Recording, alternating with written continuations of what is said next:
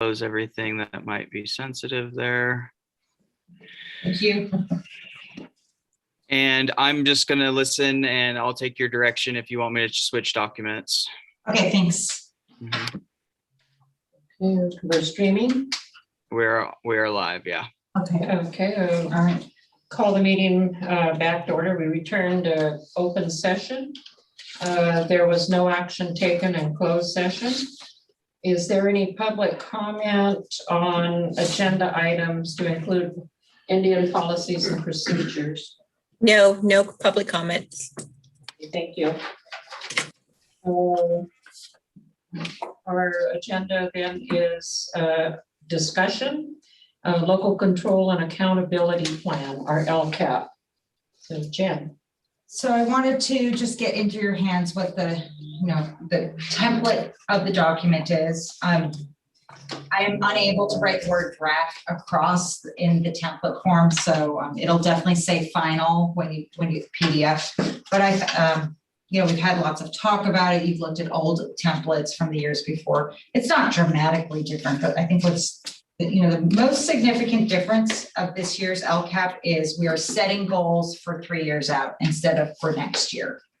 And I have to tell you that it's kind of a struggle to say where can we bring our students in 3 years, but it's really a wonderful opportunity to do some long-term planning and saying, okay, we're going to make decisions now that has impacts in 3 years. So I just wanted to go over the way that the LCAP planning team has taken feedback from our stakeholder groups, including surveys and meetings, and come up with 3 goals. One related to student academics, another goal, and I wrote it in there. If you look on page, let's see where the actual goals start, on page 5. Obviously, this is a draft because I wrote, this goal will be related to the academic success of our students. So that's, we know we need to craft and wordsmith something that is really more appropriate and written for our district, but we know that's, so we're putting all of our services that are directly serving students in academics in that goal. So what we're required to do is go, hey, where are we at now? And then all the way on the right side, it says the desired outcome. So David, can you scroll down to page 5?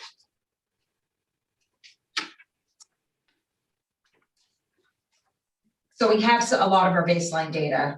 And then what happens is, as you can see, as you move across year 1 outcome, we will update that in 1 year. We'll update year 2 outcome. And so those blank spots in the middle are blank until we actually have data and we look at where we want to be. So we're still in discussions about what our target should be for our students' academic scores. The thing that I got from the teachers was they were comfortable with 50% of the students going from in reading. Just we're still kind of looking around what we want for the academic goals or outcomes in 3 years. So the baseline data is current, so that, and it's current in the sense of it's last year's data, but that's our starting place because we just didn't collect data for 2020 and usually you look at last year's data because we haven't finished the school year. So it's going to be a little off, but that's how school planning is. You have to look at a lot of times last year's. The second goal, just in terms of the broad overviews, is it starts on page 10, and it will relate to our school climate, including behavioral and social, emotional, mental health supports. So again, it's not written, I put stars around it. It's not pretty. The words are, it's just a placeholder. And then there's the required metrics in terms of attendance rates and things that are indicators of school climate. I want to give you a minute to look through that before I move on to the third goal.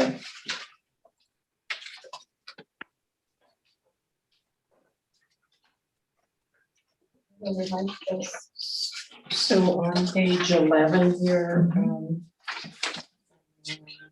implement positive, creating inclusive classrooms. Does that include what KTJUSD had mentioned about teachers, what they say in their classroom that may offend students or. In that case, I was being specific with special education. And, but I think that we definitely can put, something that talks about positive, welcoming classrooms and so that's something we can craft, but Classroom climate, yes, yeah. So, How did you word that? look at the positive classroom climate.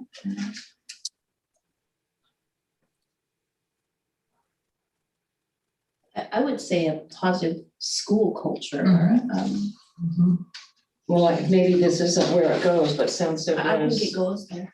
behavioral, social, emotional I support think of that's right where it students. goes. so That's that, what I was thinking. so if we're looking at, we just kind of go laser in on goal 2 about school climate. So we're talking about the overall goal, then the measuring and reporting results, or how are we going to actually say, hey, we're doing this, and we measure that through how attendance rates. And so that last piece on page 11, well, it'll have a number of actions. So we're going to say, hey, we're going to take our LCFF money, we're going to invest in professional learning opportunities, and they will cover topics such as creating inclusive classrooms. So if you want to see offerings for staff for PD about positive classroom environments, I can put it there, or if you want it as the overall goal. I think the overall goal is the school climate. Mhm. We're not just talking about teachers, we're talking Oh, about yeah. every adult that interacts with students.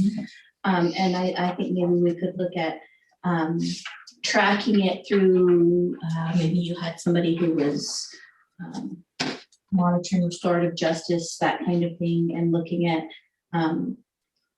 I don't want to say offenses, but looking at situations that have negative outcomes that are reported. Parents get upset about something or somebody witnesses something. I mean, you could track it in that way. Isn't there a, it seems like there's a state survey of kids. Is it the Healthy Kids Survey? Yeah. Does that have anything that's that relates to this? Yes, and we actually will have that as I'm getting the data. It was done earlier this year, and we didn't have a whole lot of responses when you need a pretty large number of participants for that. But we're going to go with something that is, we had through the MTSS initiative, we contracted with West Ed, and they can give us a report for 5th, 8th, and 11th graders about school climate. So I'll put that in. It'll be on page 10. It'll go over to page 11. It's basically a school climate index. Okay. So that will be in there. And I think if we continue to use California Healthy Kids, then we can continue with that. It's just with no schools were getting good results with that this year because the participation was low. Right, But but that's the measurement does exist. is Yeah. what I was getting And it at. talks about, there's really specific questions about, how welcoming how comfortable are you at school? It's kind of a multiple measures, talks about if students feel like they have adults that are reliable, if they feel like they're heard at school. So that'll absolutely be in there. We just didn't have the numbers. So I can tell you a couple of, I didn't put the baselines in for a number of these, but we have, that's just my clerical delay. But I do know that, for example, our chronic absenteeism is around 30%. I have a chart, I have an internal document where we have what it currently is. And I met with 2 different stakeholder groups to say, where do we want to be in 3 years? And reducing that chronic absenteeism. What page are you on? Oh, I'm just on page 10, looking at the different metrics of how we measure school climate. So Okay. it would also be, when you look up at the top on page 10 about goal 2, I'm totally open for suggestions about some language to include in the goal, because as you can see, all I did was say, we're going to put something here. Yeah. I have a question about chronic absenteeism, because the state ed code is 3 days of unexcused absences a year is chronic absenteeism, right? That's truancy. So truancy is right. when a What I guess what I'm student. saying is that even a realistic? Okay, well, so truancy has to do with unexcused absences Right. only. And chronic absenteeism is any sort of absence, Yeah. even those that are, if a child sprains their ankle and they're out for 3 days. Yeah. That counts towards their chronic absenteeism. But I guess my question is, because I did absentee. Is that realistic? I mean, in other districts across the state, are there actually like 95% of the kids or 75 that are only absent 3 days a year? Well, so chronic absenteeism, there's 3 things that have to do with school attendance. So, and they don't work together well until, so chronic absenteeism is missing 10% of the school year. So it's missing 18 days. It's Okay. And then, Right, okay. and then in some districts, because there are kids that miss even more, they'll say Right. severely chronic. So those are kids that miss 20% or 36 days. So that's absent for any reason, but it's that huge number. So 30% of our students are chronically absentee? Miss at least 18 days. And I don't know, that's all I know. It could be some of them are missing 19, or they could be missing 70 days Yeah. of school. It doesn't measure that. It's just, it's that you hit that benchmark of missing 10%, and then it's counted in chronic absenteeism. Okay. So the thing with the 3 days is about unexcused absences. Yeah. So it measures something really different, and they're related, of course, but the chronic absenteeism is even for reasons that are excused.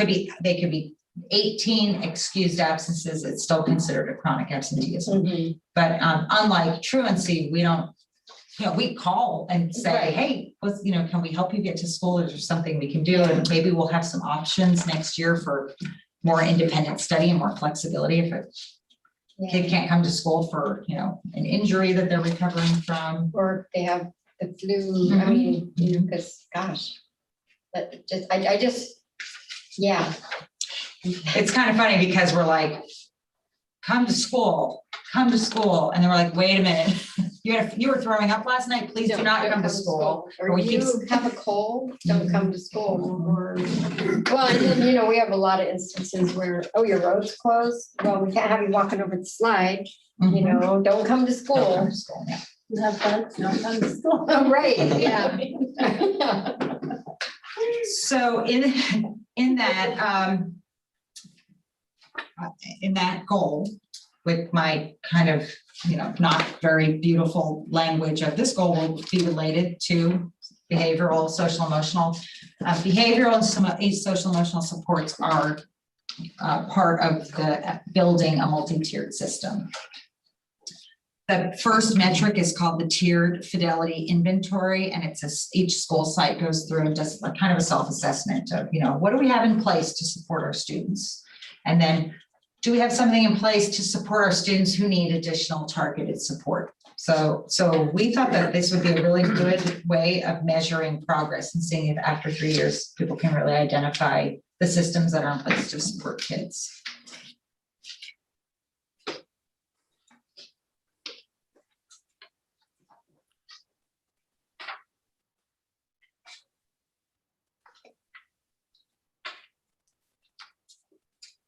Have more ideas for how to support behaviors and social emotional. I've only gotten to putting one of them into the template, which was professional learning.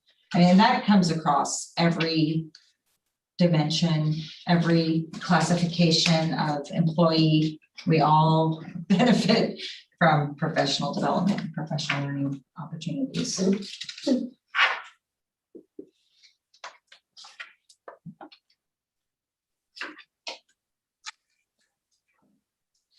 Okay, so what were you wanting from us for today here?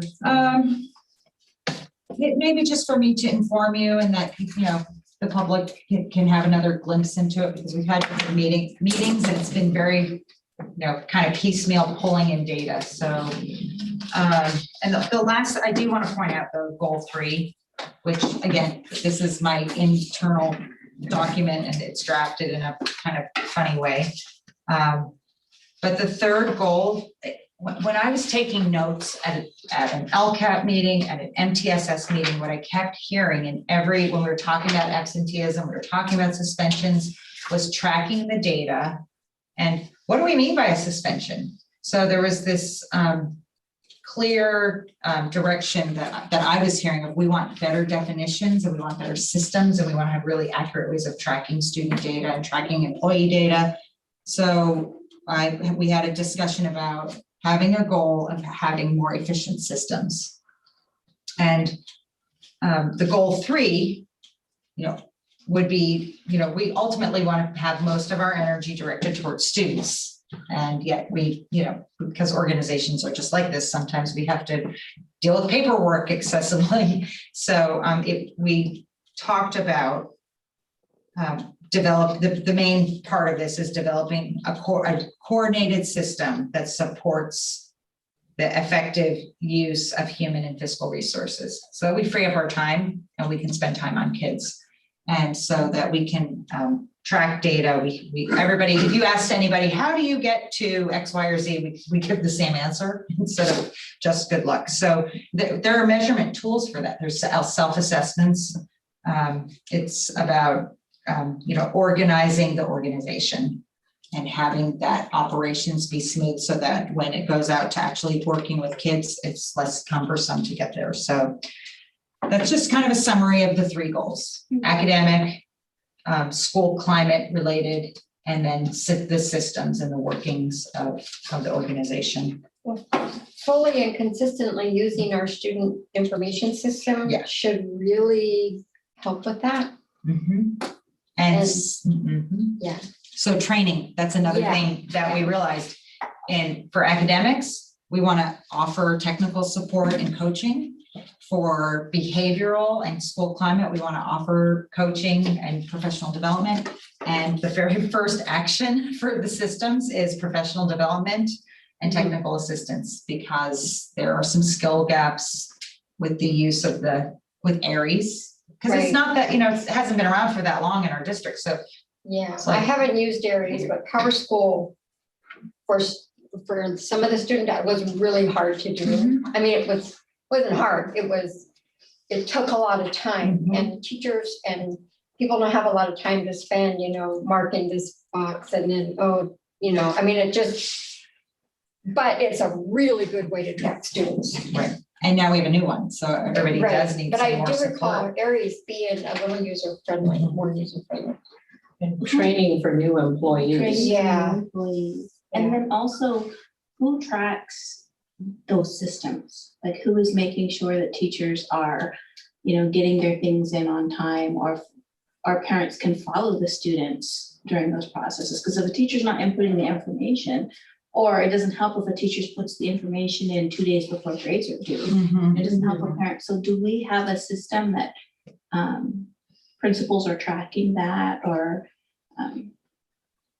I think that's one of the things we're working towards. I would say, is there a system? No. Somebody defined a system.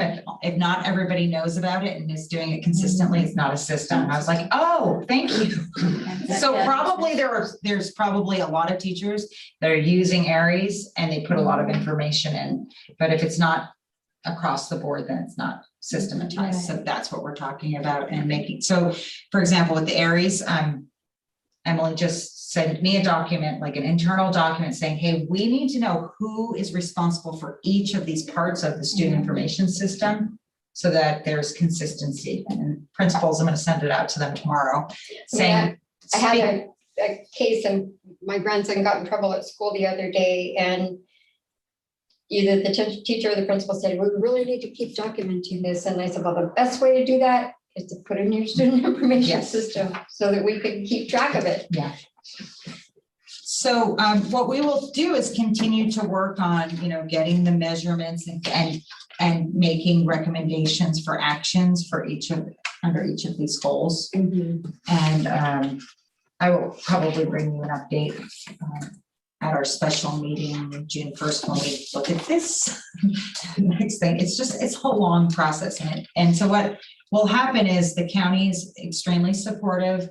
They will not approve our budget until we haven't, we know that we have the LCAP ready to submit, because the LCAP is the leading document. It says, here's what we want to do and how we want to do this. And then the budget is the support. This is how we're going to, pay for things and use our resources. I do have to say this year's a little more complex because there are so many, multiple pots of money that can cover some of our expenses, but a lot of them are categoricals directed towards certain things. So we're trying to figure out what goes into the LCAP and what goes into, another plan. So we're going to set up I think actually I'll ask David if he set this up. We were setting up an email that is lcap@ktjusd.k12.ca.us in case there are anybody in the public that wants to send in recommendations so that we can continue to gather input. David, is that email address up and rolling? Yeah, that email address is active and it's Great. posted on the district homepage. Thank you. Okay, you're going to need to leave, Carrie? Yes. Okay. Good job. Timekeeping. Sorry. Any questions, Carrie, or you can contact me? Yeah, exactly. Thank you. Okay. Okay, see ya.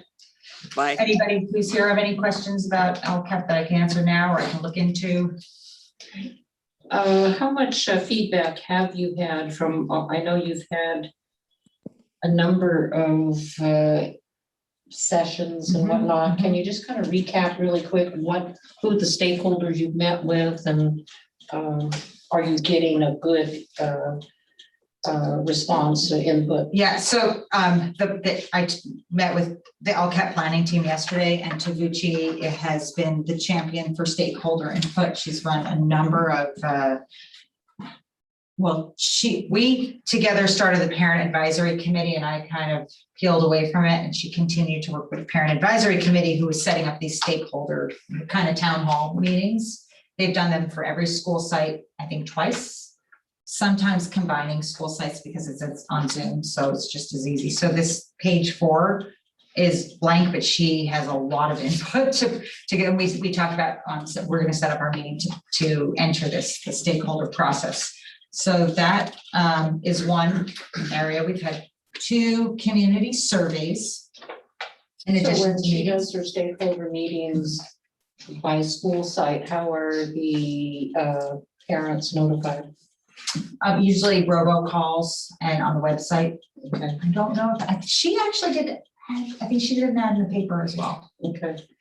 And we're trying to also make sure that we have all of that on the radio. So in addition, then I have had 3 meetings with KTTA and with CSEA. And I said, once we had a draft, I'd send them out and get more input. Your weekly newspaper will get more coverage than the radio. Okay. Yeah, so in terms of turnout and everything. I think. Well, every time I turn on the radio, they got something going that I don't know what it is, and I don't know their schedule, so I miss out. And with the paper, I can pick it up and look at it at my leisure. So And then the other stakeholder group was we brought the LCAP to the IPP task force. And then just at our board meetings. So it might be good before this is due, just to put something in the 2 rivers, so just that last chance for input or Okay. whatever. Thank you for all the input, if you still have input or whatever. And I really like that David set up the email, so it can be, if you miss a meeting or you think of something after the fact. So now we have the email address, so it can be continuous input. I like that, their last chance, because there is a deadline.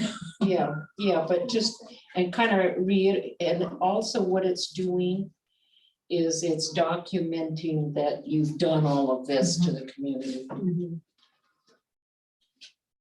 Did you have a question? That was way off subject. Many sirens today. Yeah. I was just gonna say that with the radio station, is there a way that the KTJUSD could do a student podcast or something? Maybe get this information out?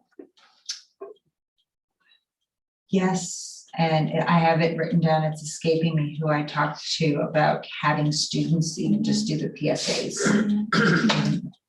I think Ryan. We talked to Ryan. Ryan, right, I sent her an email, thank you. You know, the other thing, I don't know if we can do this, but if something's on the advocacy, do you guys get that in Facebook? Advocacy for KTJUSD Yeah. kids? Because that's where I get a lot of, I see a lot of stuff. I mean, but that would be a good place to post information. It's not a district page, though. I think it's a parent page. It is, but couldn't we get it out there? I mean, I know that people take district flyers and post them on that page. It would just be one way though, like. It would we just- it's just yeah, one- okay, Yeah. Okay, It's a Yeah. in terms of it's a announcing. Facebook. It's announcing. Announcing, yes. Yeah. Yeah, it's not a, I have to, well, I mean, I guess it is a comment forum, but if we're just announcing something, it's there. I mean. I don't know. Yeah, it's a good place. It's a good place to see what's happening. Mhm. And um, also see what the temperature is of the climate out there. I haven't seen much on it lately, though. I mean, a few things, but Yeah. so. I had thought it was a district site. there is a district site and we're trying to There is a re-access that. There is a district site. It was set up in fall, we set it up, but Okay. I don't know that we've figured out the management rights, because once you set something up, it's kind of locked into a person, so Dana's been working on trying to get that access. Okay, so expanded learning opportunities grant. So this is the blank template. This is a quicker turnaround with this. So this was $800,000 that we are eligible for. This expenditure timeline is now through August of 2022. Oh, you don't have to turn it in June 1. No, we have to turn in June 1, but we can spend the money, sorry. Right. So I can cover, this plan, I'll bring it to you at the June 1 meeting with things filled in. So it would cover, the funds, because we have a year and a couple months to spend it.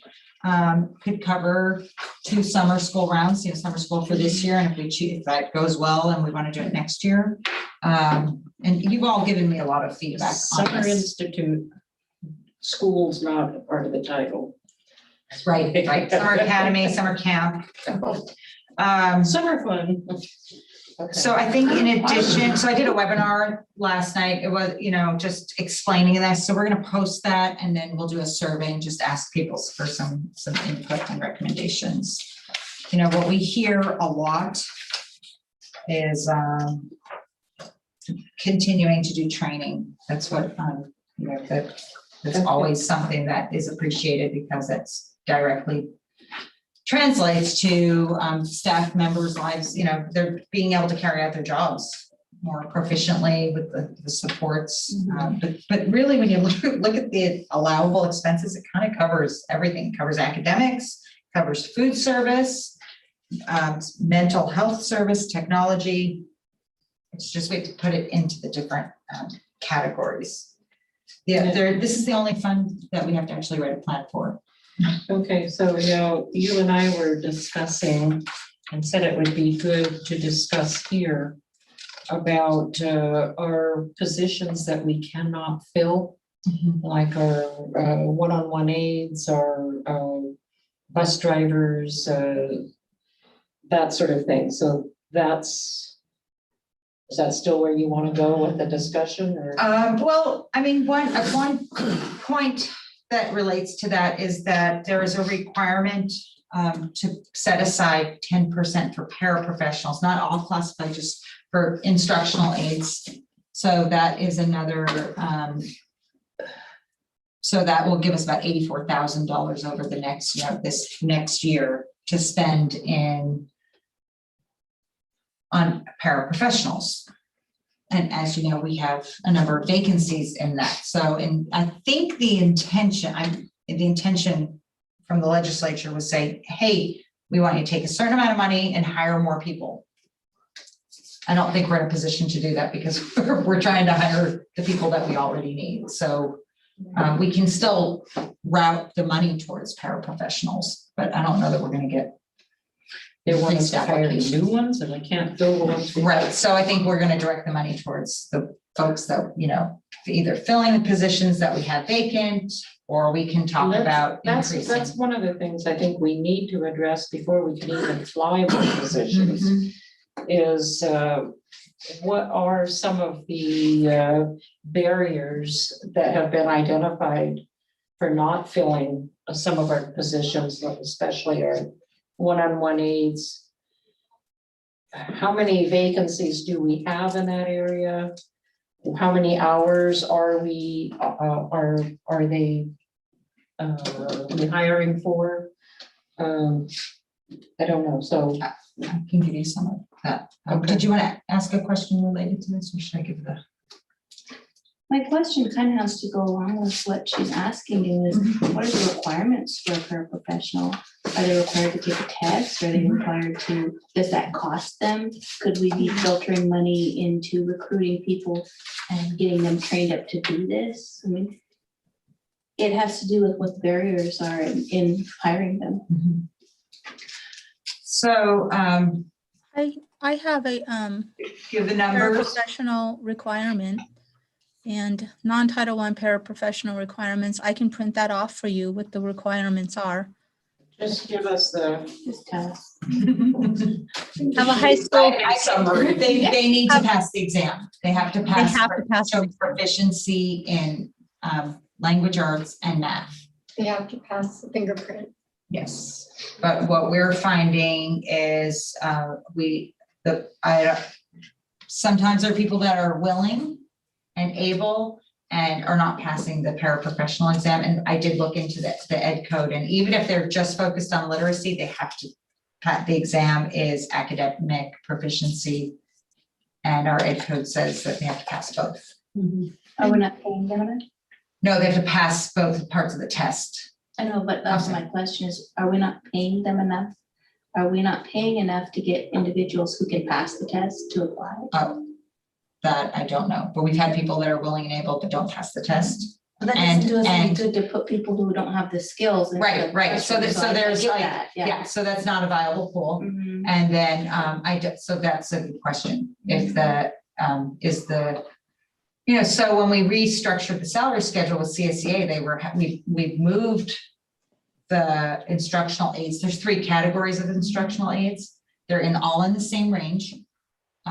We moved them to a higher range. And so CSEA agreed that that was an appropriate placement. It doesn't mean in the market it's necessarily working. So the 3 categories are. So the literacy paraprofessionals, the instructional aides for special populations. So those would be classroom aides in special day classes. And then there are instructional aides for severe. So those would be one-on-one aides. So the one-on-one aides are those are dictated by student IEPs. Most of those 3 categories are 29-hour employees, because that's how many hours the students are in school. So it's kind of bell to bell. There may be one-on-one aides that a student requires additional supports outside of the actual school day with transportation. So they would be increased, but Do they get benefits at 29 hours? do not. So maybe that's something that we need to look at, is increasing the package, the job package. So I have a question. Aren't they actually in school 6 hours a day, students? One of the days is early release. Oh, right. But isn't there, teachers, I'm hearing teachers say they need more help, like preparing things, so what do they need, 30 hours to be benefited? How many more hours?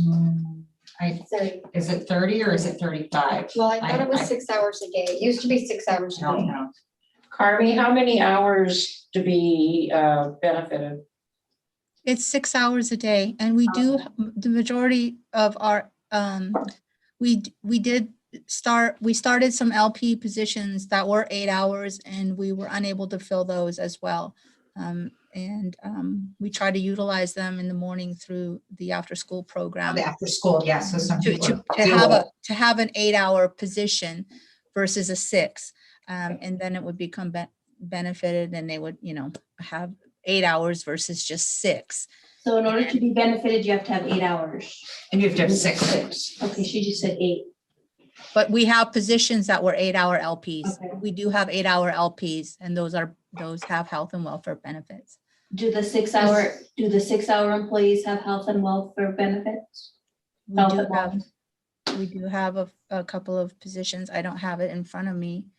But they do qualify at 6 hours. Yes. Okay.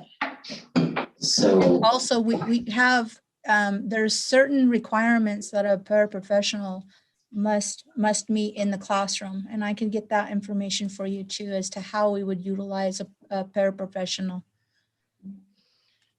So I know you're going to print something off.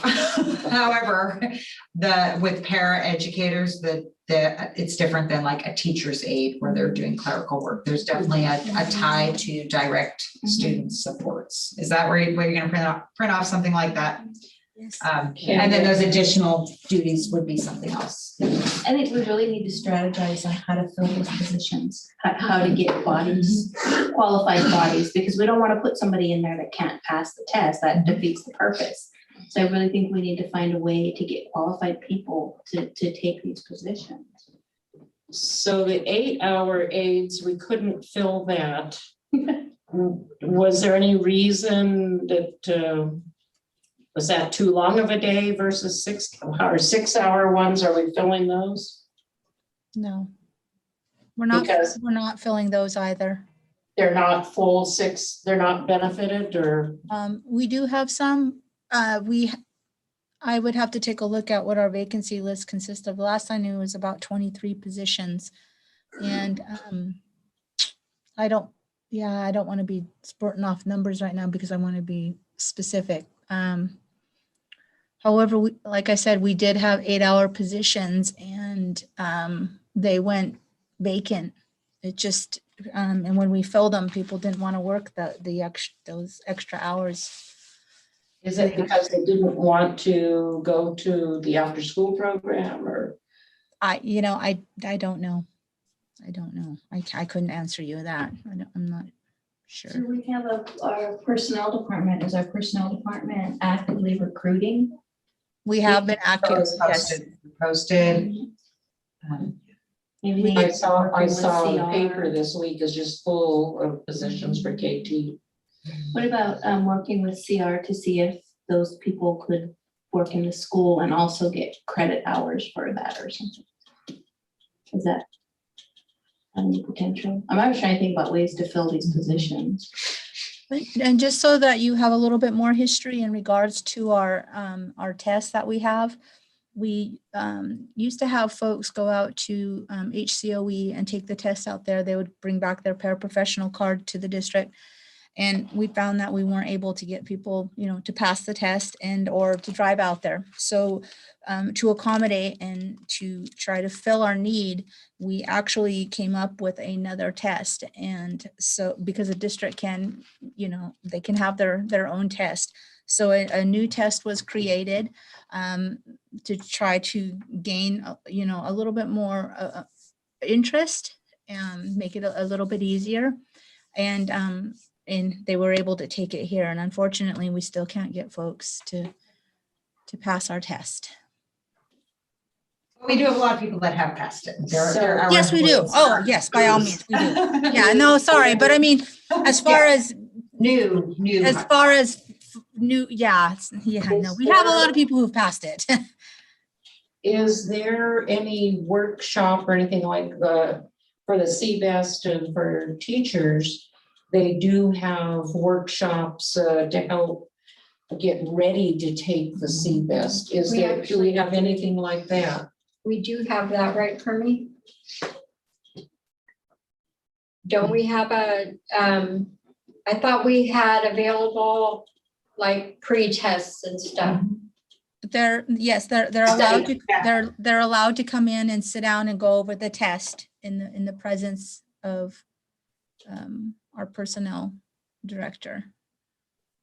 But there's no workshop or if you want to be a teacher aide, come take this, yada, yada, it'll help prepare you to pass the test. No, we do not have anything like that.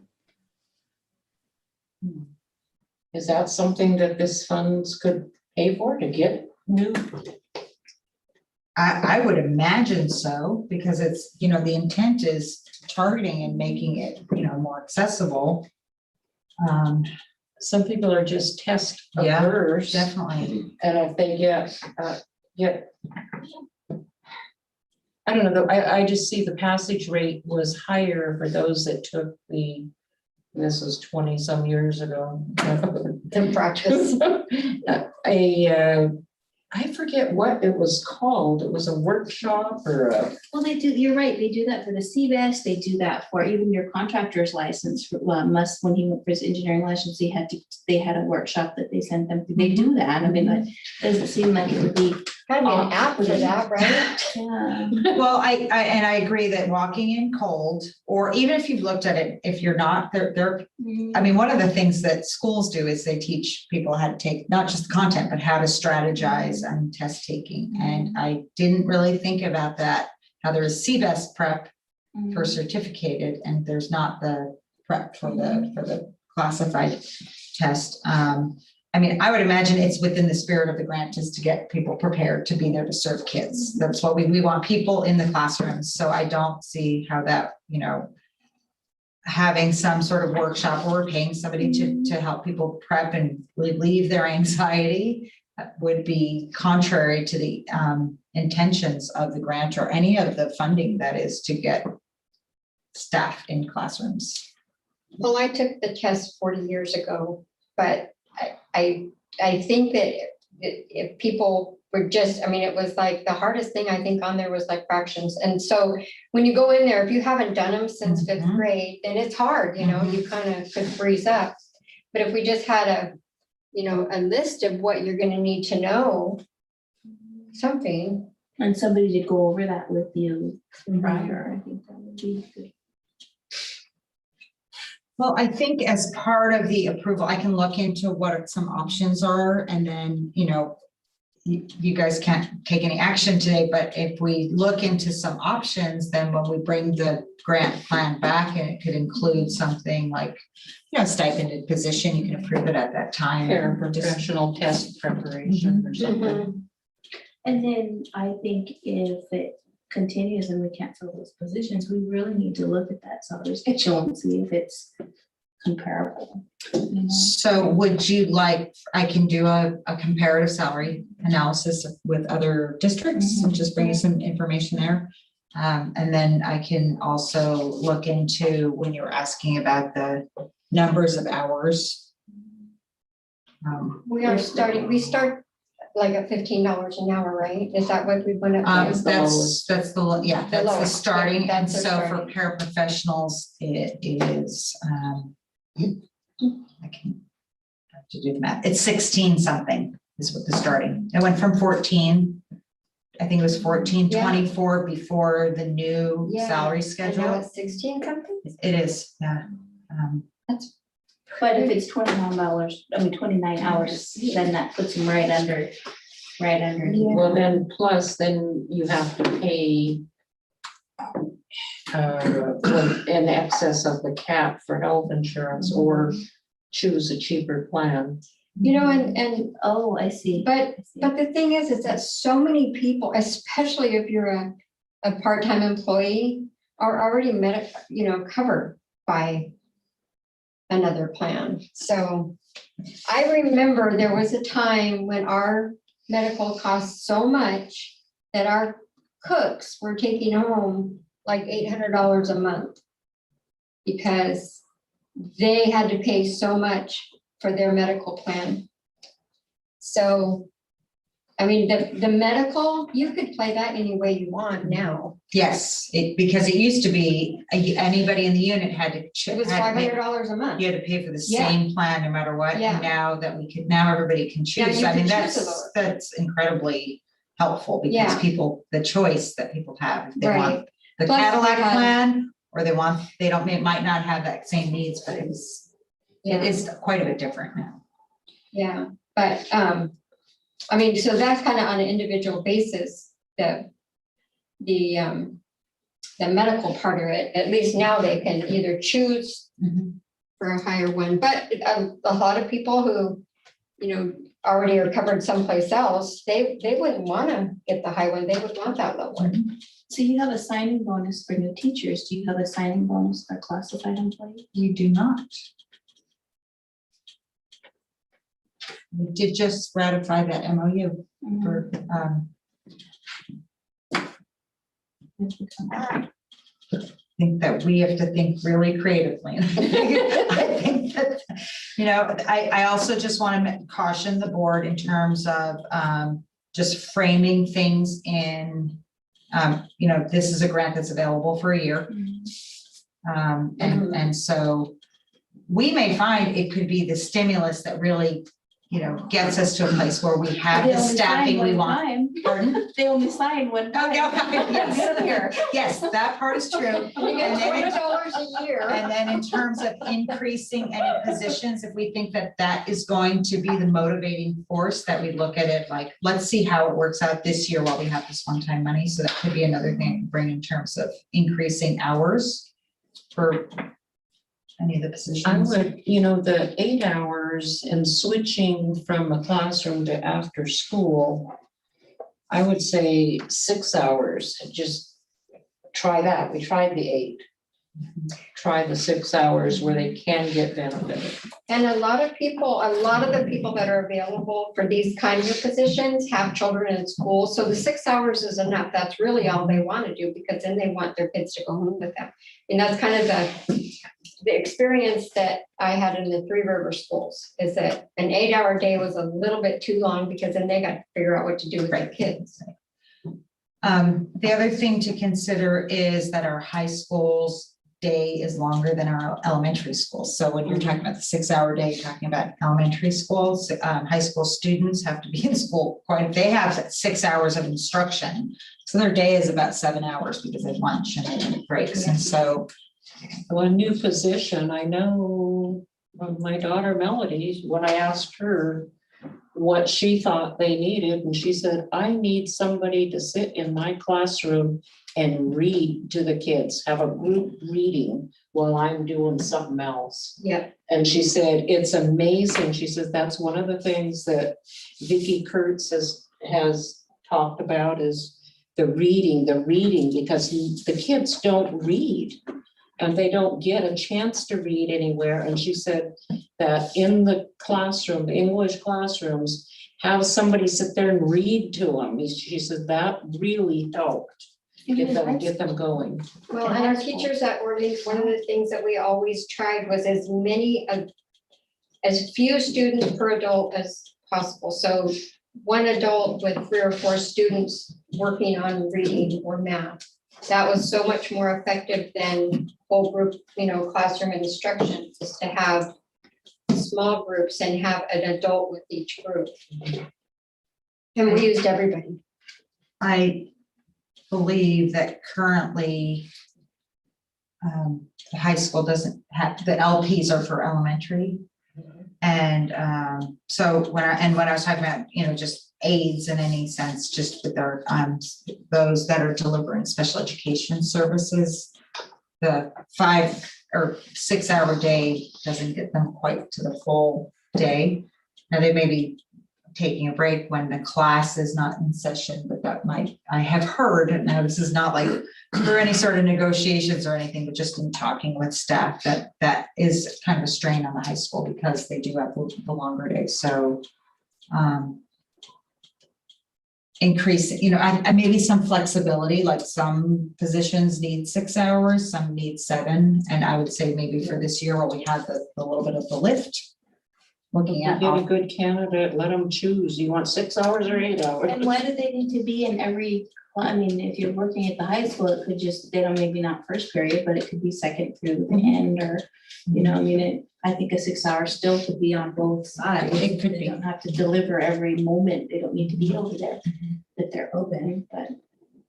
And I think as we move, over the years, as we look at how we're delivering services, special education services, it is gonna look different. Maybe they'll be really busy because our students, that they get their services in their general ed classrooms, and then our aides would be kind of running all day to make sure that they're in the general ed classes. Then we also have the, do they still have study hall or with one teacher?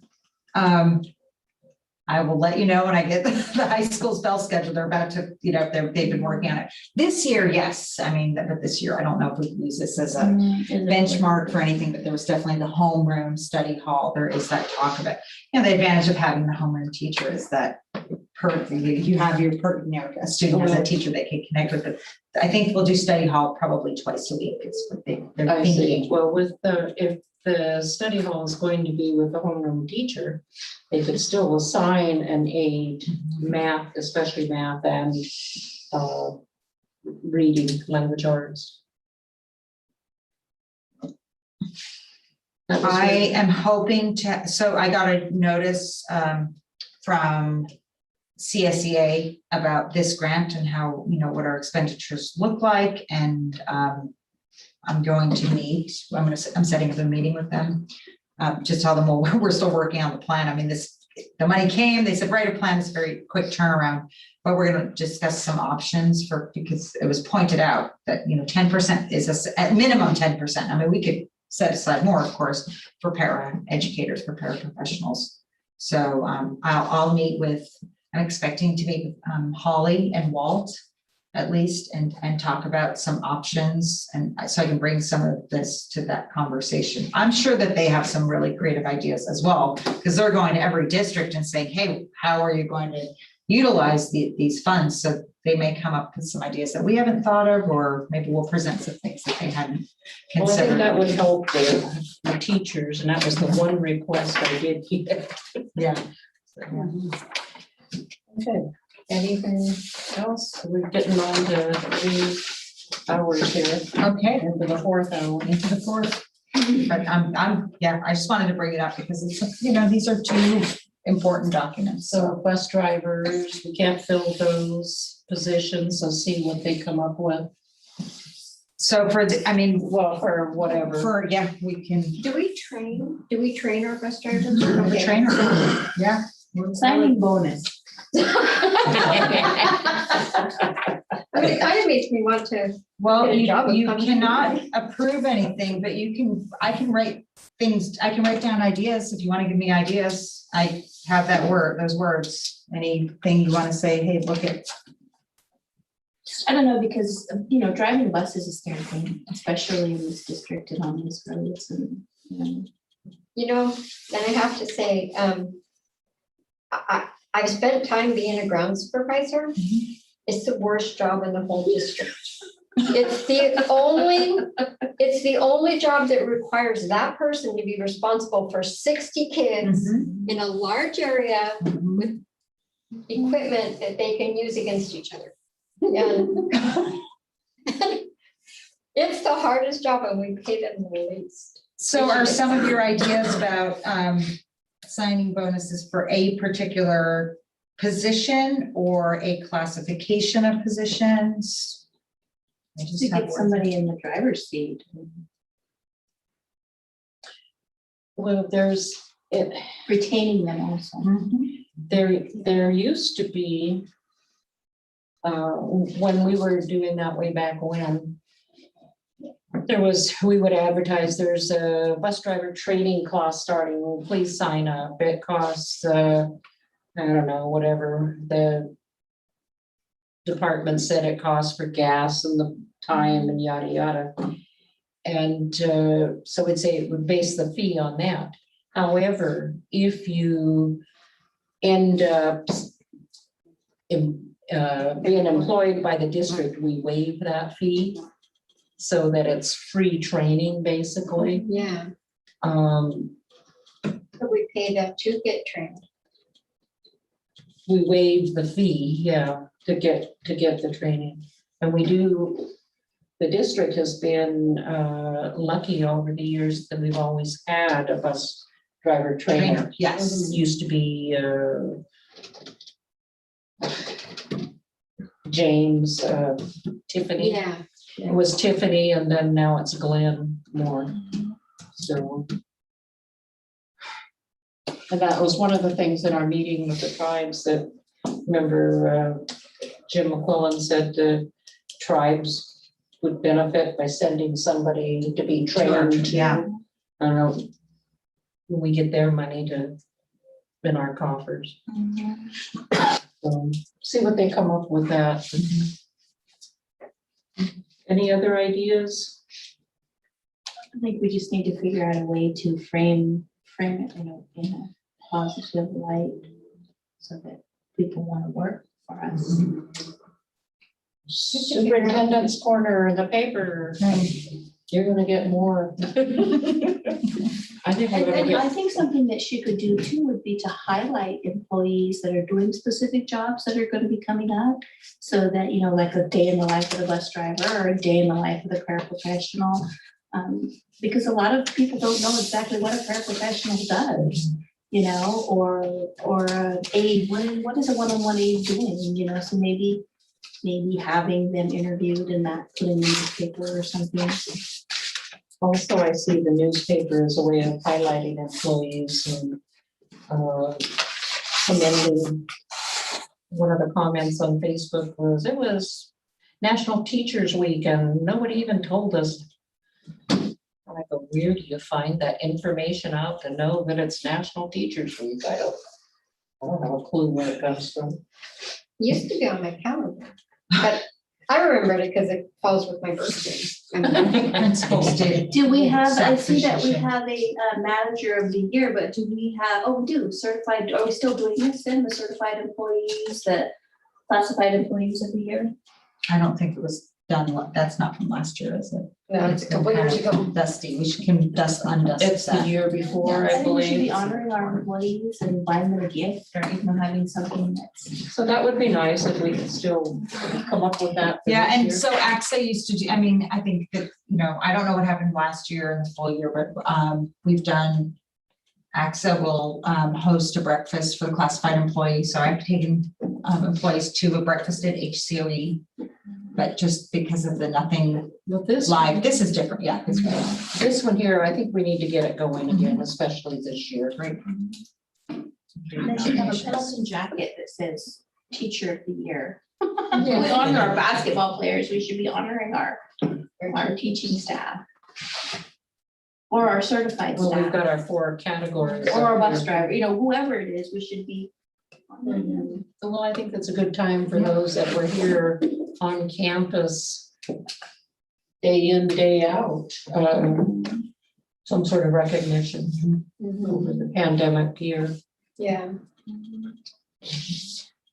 Okay, any, because a lot of them, the people that don't expect any kind of recognition, they just do it. And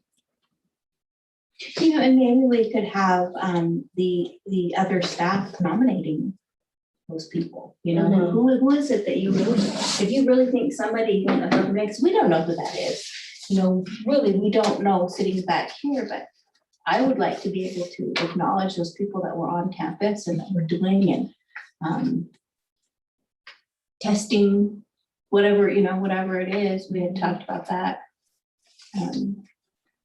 But I don't know their names, I don't know who it is that's doing it, but.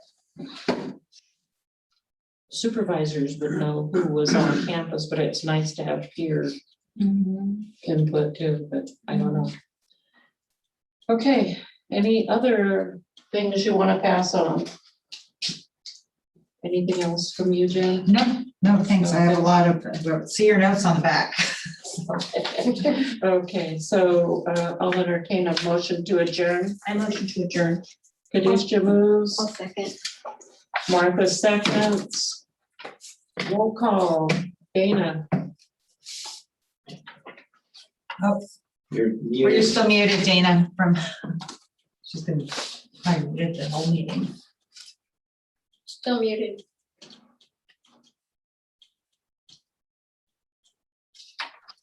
Okay, ready? Trustee George, Yes. trustee Wild, Yes, trustee Colgrove, Yes. trustee McLaughlin. Yes. No, trustee Waddy is no longer here, and absent is Purcell and Myers. So 4-4.